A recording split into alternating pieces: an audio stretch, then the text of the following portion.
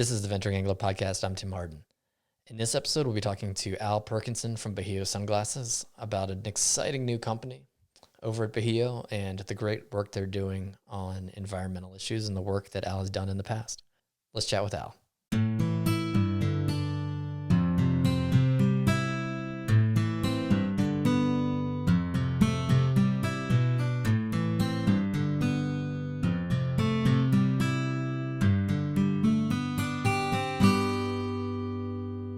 We're here with Al Perkinson. Al, it's been a while. It's good to have you on the Venturing Angler Podcast. Welcome. Thanks, Tim. It's great to be here, man. Appreciate you having us on. So just to throw out a very broad question to get us started, because I think there's also often a lot going on with you. What have you been up to lately? Well, I've been up to starting a new sunglass company called Bajío, and that's been pretty all-consuming for the last probably almost year and a half. And prior to that, I was at Costa Sunglasses for a long time, 15, 20 years, and built that brand. We were bought by a huge company. I could see that wasn't the place I wanted to be anymore. So I went out west to Sims and was there for a couple of years, and then back to the East Coast and did some consulting and things like that. But really felt like, I had a purpose, I had a mission, and if I wanted to realize that, I couldn't really do it with other brands. I had to have my own brand. So Marguerite and I just sat down and decided we go for it and start a new sunglass company, and the timing seemed right. And it's been a blast, man. We've had a great time. I didn't know really the inner workings of Costa, but it often felt to me like in a way, what I was seeing that I liked was largely coming from you. And I think I see this now in Bajío. Um, and I'm going to let you describe that. I mean, this is a very, very different company, and it definitely has the Al Perkinson touch. What's going on with this sunglass company? Well, it's it's been really cool that it's before you have a lot of people that you have to sort of wrangle into doing what you want them to do. And so it's really fun when you own the place and you can just do it sort of from like a pure standpoint. We can just do what we want to do.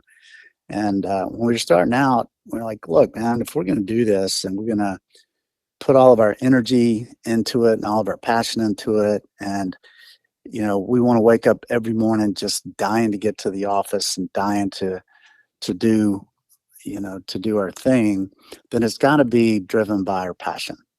And we're very passionate people, very mission driven people. And so we asked ourselves, what are the things we're passionate about, and at first we were like trying to put our business hat on and think of it in those terms, and it just wasn't working. So we said, look, no, personally, what are we passionate about? And it was what we love to do the most is saltwater flats fishing and exploring and, being out in the bush on pangas and all that kind of stuff. And what we care about is protecting those places, and we see all the threats to them, from all sorts of angles worldwide. It's scary. And then we also love the people that we encounter. We're sort of people who defend the underdog, and in like places like the Caribbean and other places, if you really study the history of it, those folks have been abused by white people, colonialization and everything else for a super long time. And it hasn't honestly even changed that much. So, we've always had sort of a mission, and that's why we started IndieFly, to really empower these local communities and to acknowledge the fact that these are their flats. This is their country. And if they're going to be protected, these folks, no matter, if they don't have a lot of money or not, these folks are going to be the ones who determine whether it gets protected or not. So for their dignity and for their empowerment and for the future of the flats, that the focus on the local communities is a really important part of this. And then finally, I guess it's about young people. It's about youth. And we've always loved to, inspire young people to understand, to get involved in fly fishing, to understand some of the issues that environmentally that face the oceans and other places, and to just get engaged. And this next generation is totally down with getting engaged and fixing the planet that we kind of screwed up for them. And so we're just sort of trying to point some of that energy into the oceans, into the flats, and get them involved in fishing. So I would say that flats conservation and rejuvenation, community engagement with the locals, and then really engaging with the young people and getting them inspired are sort of the three big things that we're all about as a company. One way or other, everything's is gonna ladder up to that. And how's that been unfolding so far with the company? One thing that stands out to me is the materials. Yeah, I've always been inspired by Patagonia and Yvon Chouinard and what they've done. It's interesting, like over the last, I don't know how many years, maybe 10 years or something, they just seem to emphasize more and more uh, the materials that they're using to make their clothing, the ability to recycle their uh, worn wear, all those types of programs that they have, and they've even kind of just gotten away from some of the adventure stuff and some of the other things and just really focused on that. And I think in part that got my attention, but, so we just kind of made it a mandatory thing. I just talked to the team. I was like, guys, every decision we make has got to be low impact on the environment. And t-shirts is a good example. So we're doing organic t-shirts. We're doing some t-shirts with recycled plastic bottles and all that. But still, all these t-shirts come to you in a plastic bag. And so we said, guys, we don't want these things in plastic bags. Can you ship in a different kind of bag? And they're like, well, we have a biodegradable plastic bag that you can use. So we did some research on that. And I was like, yeah, well, it biodegrades in 1,000 years instead of 2,000 years. That's not really a good solution. So we found this company called Eco Enclose out in Colorado, and they make a glassine bag. It's basically a paper bag and totally environmentally friendly, biodegradable. But our t-shirt printer said, look, our machines can't use that bag. So you're going to have to stuff it in the bag yourself.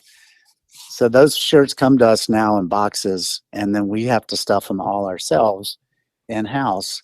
And my poor operations guy is like, man, when volume picks up, this is gonna kill us.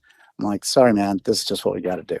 So, I think you have to have like a top down almost mandate within the company, because some of these things cost more too, to do. But it's just something that we all value and all believe in, and everybody is embracing to make a small footprint as we can.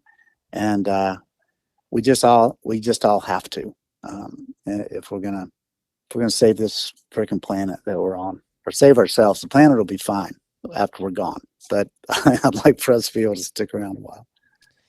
Yeah. And then the materials that make up the sunglasses themselves. What was your process with the direction you went to in that regard?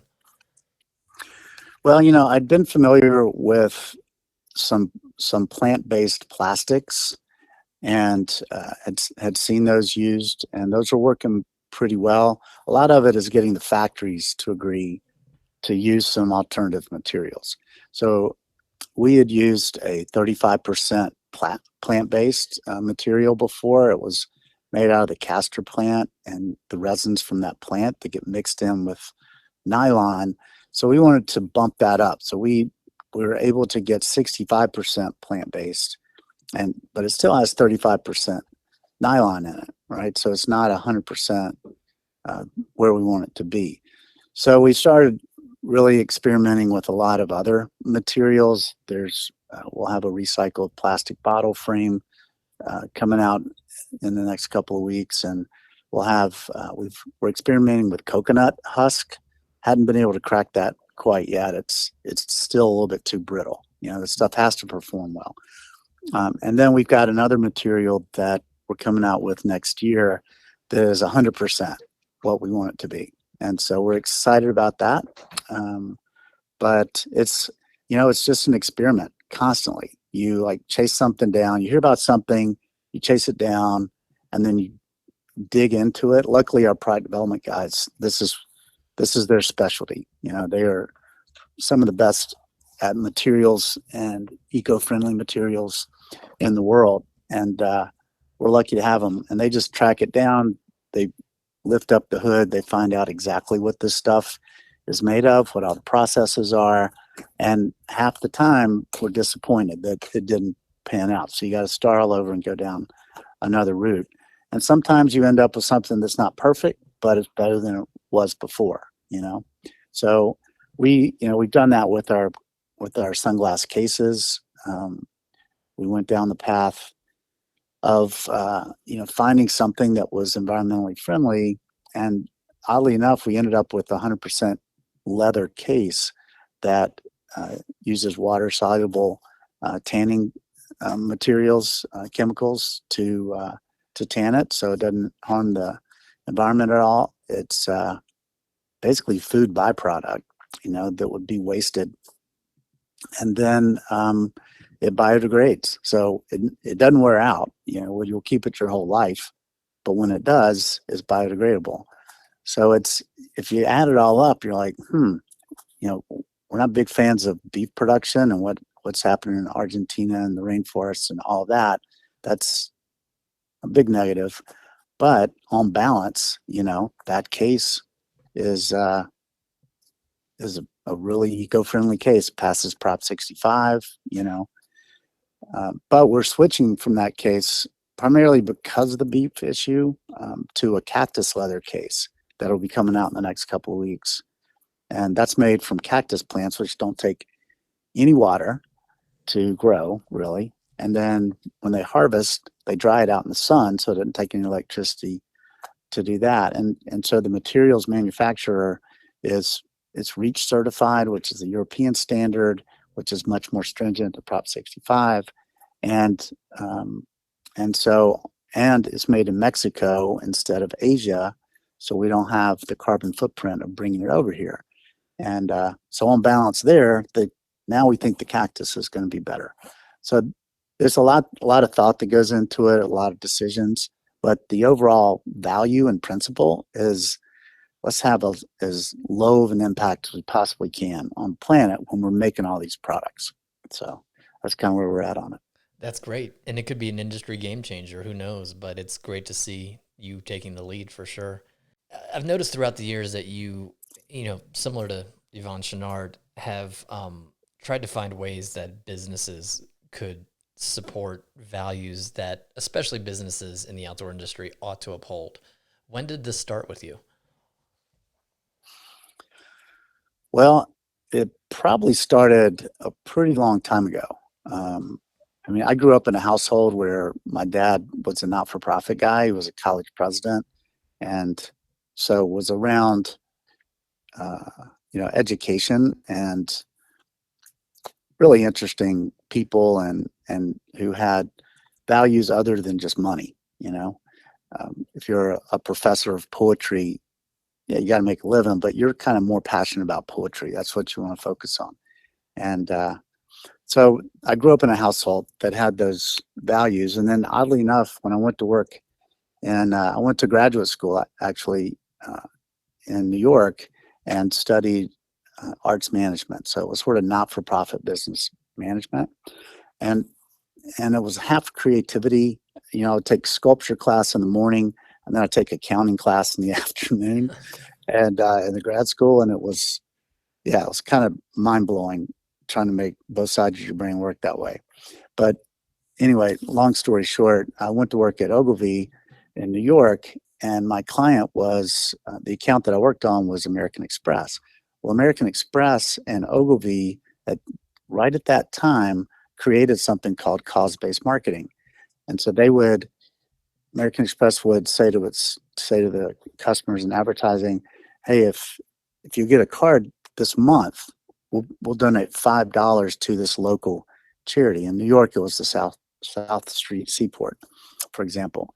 And then, for the next 2 months, 1% of all charge volume will go to support that charity as well.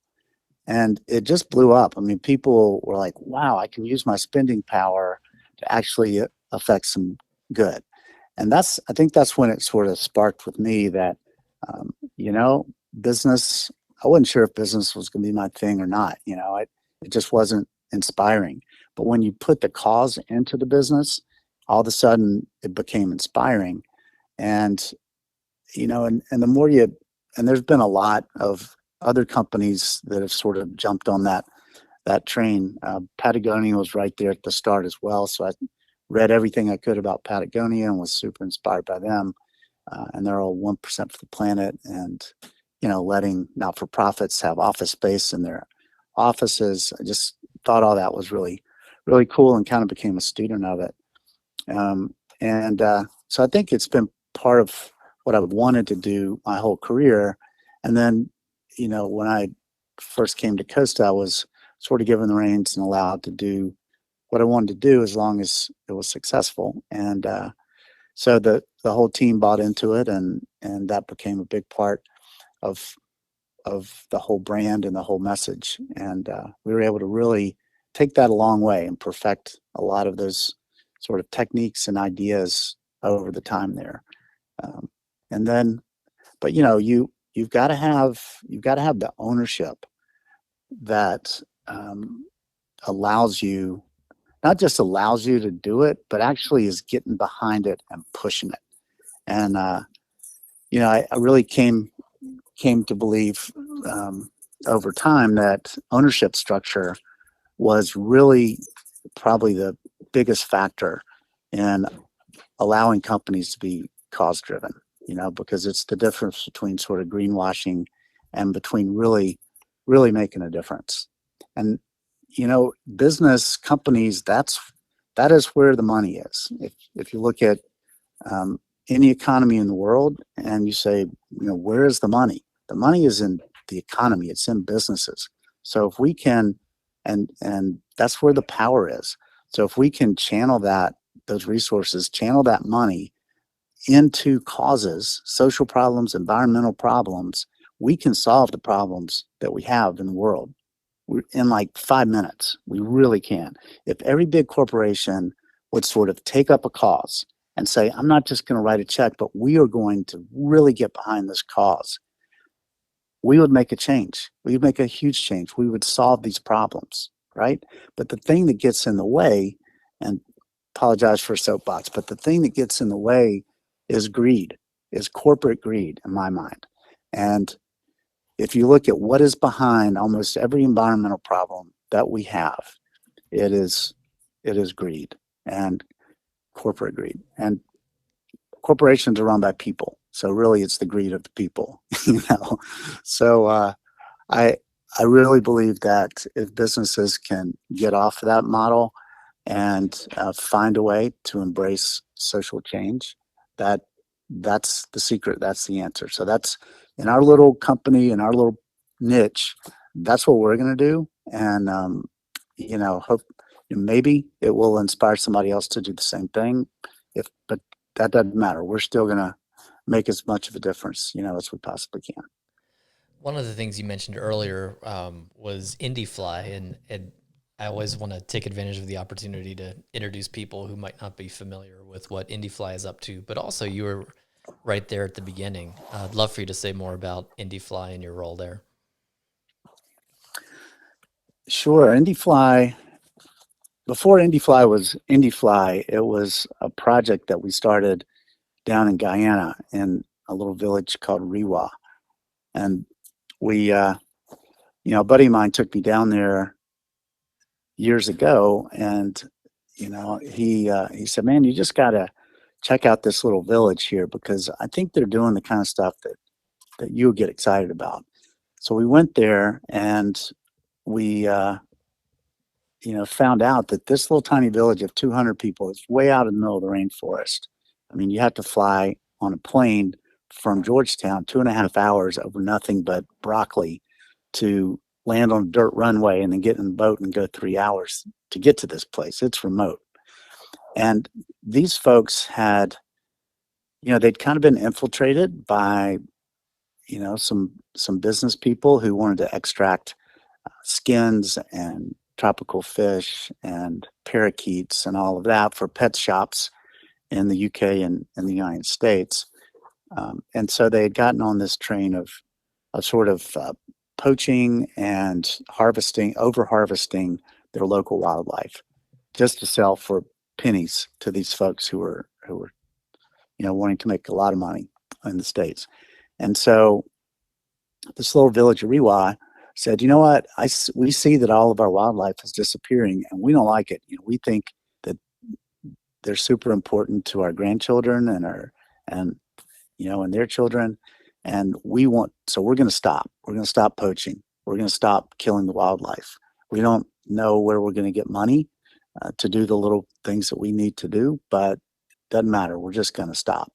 And when they did, all the wildlife came back in their little area. There's 22 other villages that did not stop. And so their wildlife continued to be depleted.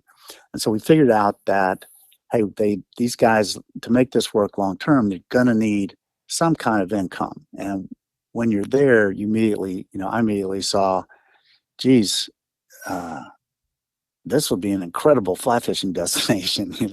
They have the Arapaima, which is this massive fish, plus they've got 400 other species of fish, and it's just an explorer's paradise. Plus, you're in this remote village. Cell phones don't work. There's computers don't work.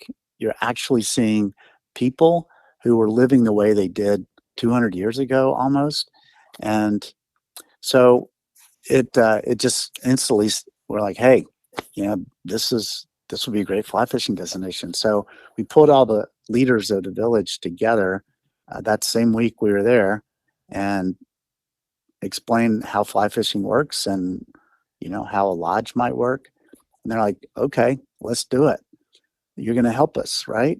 And so I couldn't say no at that point. And, it was a hard sell back at the office. Like, where is Guyana and what are you doing? Right. What the hell does this have to do with sunglasses?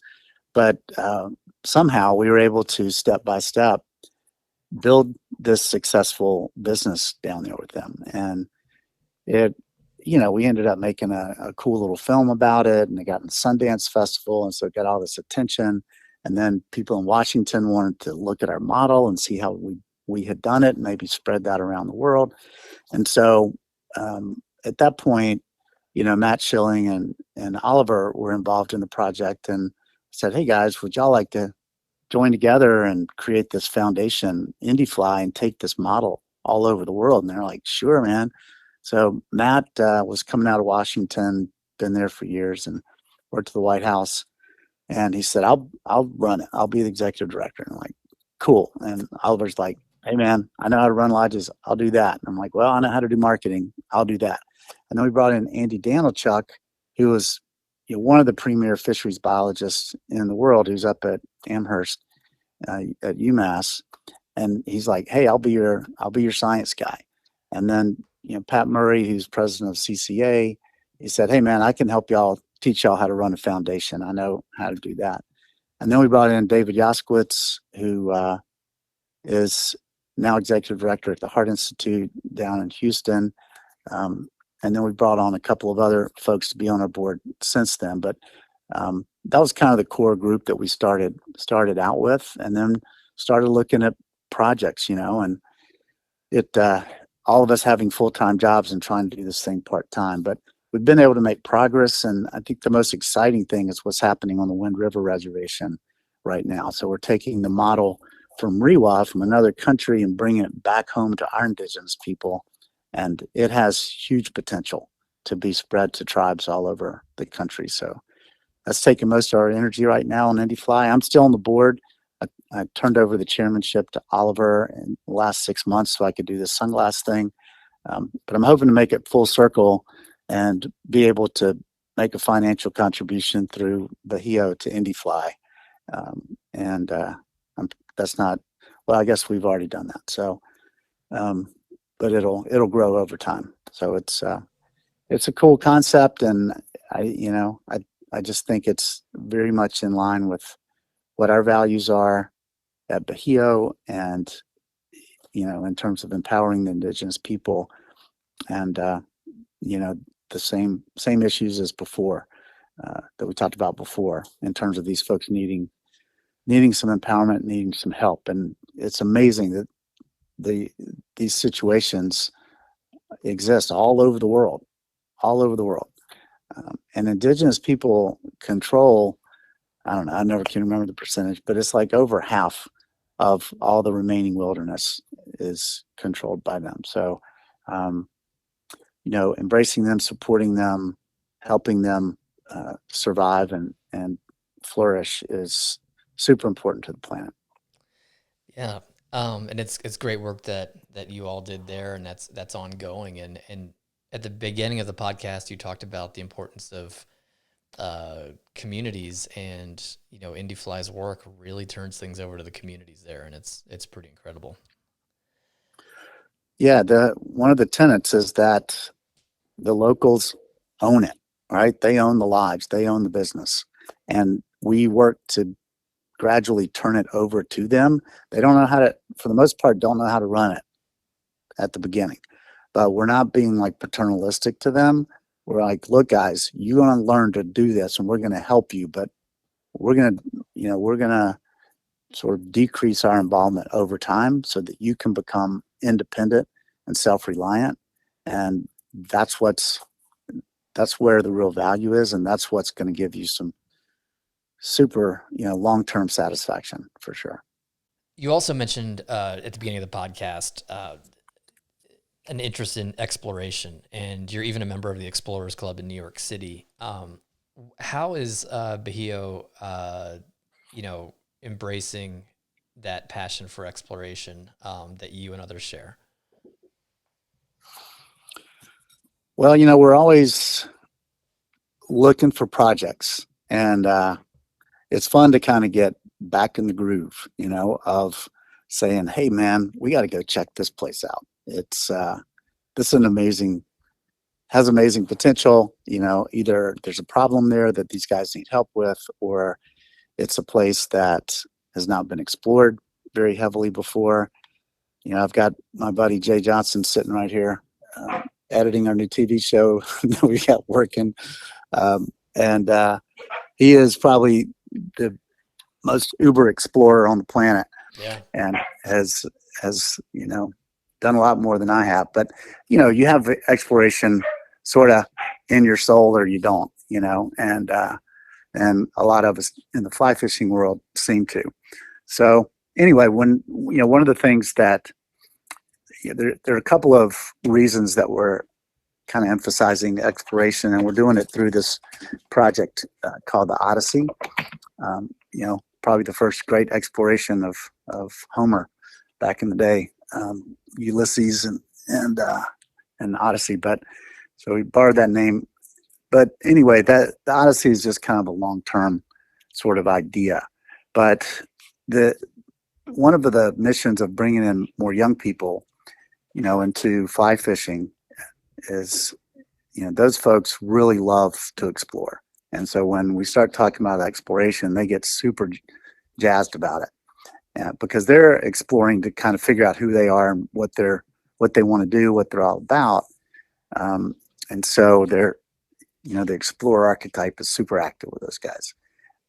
And so as, we created this thing called the Odyssey, and the purpose of the Odyssey is to kind of checks all the boxes that we're focused on.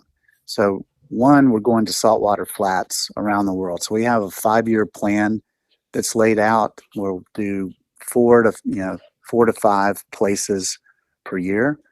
And then within each place, we'll look to engage with the local community, and we'll look to learn about the issues that each of these flats and these places face. What are the threats? And then we'll look at what can we do to help mitigate some of those threats, and and then and then we're capturing it all on film and on photography, which we then publish, and it inspires younger people and others, hopefully, to get involved and to be a part of helping out with some of these solutions. And then we're also reaching out to the local universities and trying to get those kids engaged and involved in the flats. And what we hope will happen over time is kind of a big, bit of a pie in the sky type of concept, but that's kind of what we do. And if you don't reach for something big, you're definitely not going to hit it. Sometimes you might not hit it, but maybe you get close.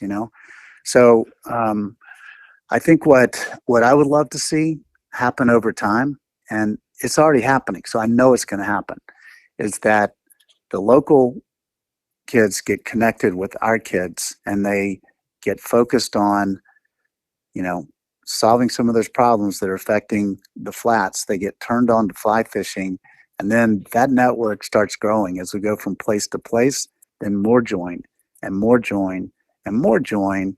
And with social media, with the internet, they can stay super connected. So we create a big global community that can lobby their governments and fight against corporations who are coming in and just taking and not giving, and stop all the craziness that's going on out there, and protect these incredibly important places ecologically, and incredibly important places just from a psyche of the world. If you look at the flats, if you ask somebody, what is your definition of paradise? Well, it's probably beautiful blue water and palm trees. They're describing the flats, right? And and corporations, corporate greed, pollution. You've got ocean trash, you've got dredging, you've got extractive industries from sand mining to gold mining to whatever. You've got deforestation. You've got mangrove destruction from overdevelopment. You've got coral reef bleaching because water temperatures are rising. All you got to, and we could go on and list 10 other things, right? But all of it, to me, it traces back to people taking without any concern for the damage that they're doing, right? And so that is a big force that has to be fought. And I think that we can bring the young people together, and together we can fight those forces, and we can save paradise. I really believe we can do that. That's terrific. And you mentioned Oliver earlier. I think you were involved in the film that showed all the plastic pollution, the film short in the Bahamas. And um, I've been down to Ascension Bay, and I feel like I'm 2 or 3 hours from Cancun and still can't escape plastic pollution. And it really points right back to us time and time again.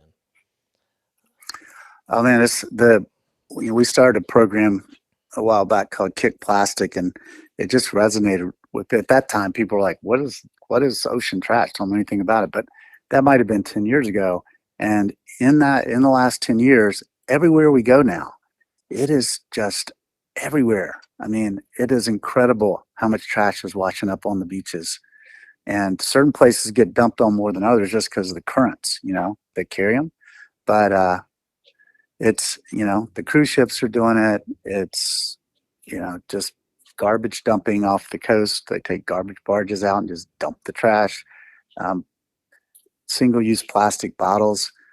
I mean, I live at the beach, and we go to the grocery store, and I just see the tourists coming in, loading up on case after case of freaking plastic bottles.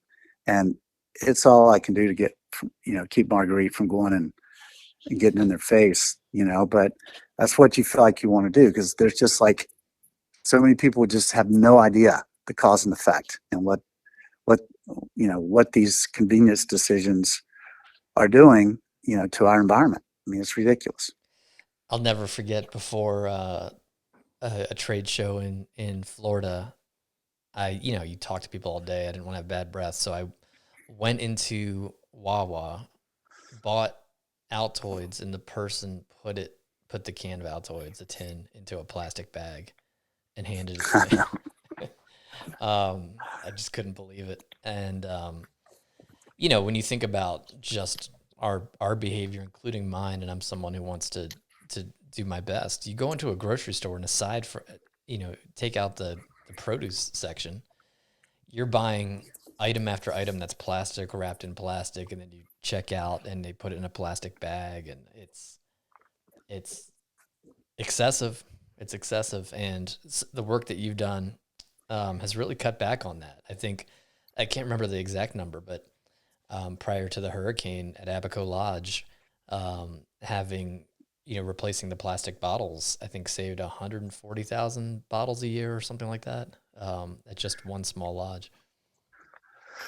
Yeah, I mean the guides have really stepped up and taking it seriously and switched over to metal bottles or big containers and pouring water into cups and stuff like that. And it's amazing when you start adding it all up, like how many millions and millions of those things we produce and dispose of. And now that the Chinese have stopped buying a lot of, I mean, it's kind of crazy that we recycle all of this waste and then we ship it over to China because they they repurpose it in their manufacturing. So we're actually shipping this stuff across the ocean to China, man. It's crazy. And then China stopped buying it recently, and so now so many of the recycling folks are just dumping it in landfills because they don't have a market to sell it. So there's still a lot we do. Recycling is great. We're doing a lot better at it, but there's just some fundamental problems, and a lot of it comes in packaging. I mean, there's there's groups now who are really, and there's like award shows and stuff that reward people, companies for having better packaging that's more environmentally friendly. And I mean, we all get stuff in the mail, and you start unpacking it, and it's just like plastic after plastic after plastic. You're like, oh my gosh.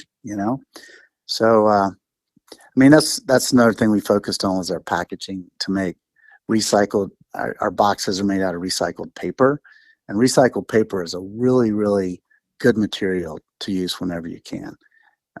And the shipping boxes are also made recycled cardboard, and it's not that much more expensive, and sometimes it's even cheaper, but it every little bit helps. So, but yeah, it all comes back to us, man, and just we've got to make those changes.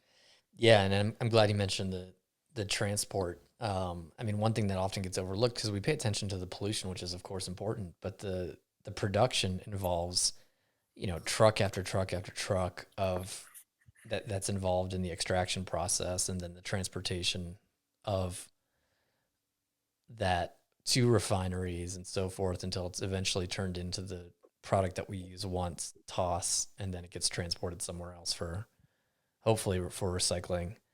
And I've got a relative who's done pretty well with fracking and offshore drilling, and I said to him Hmm. once, like, man, I wish you'd stop doing this. And he said, you're buying it. And it was, Yeah.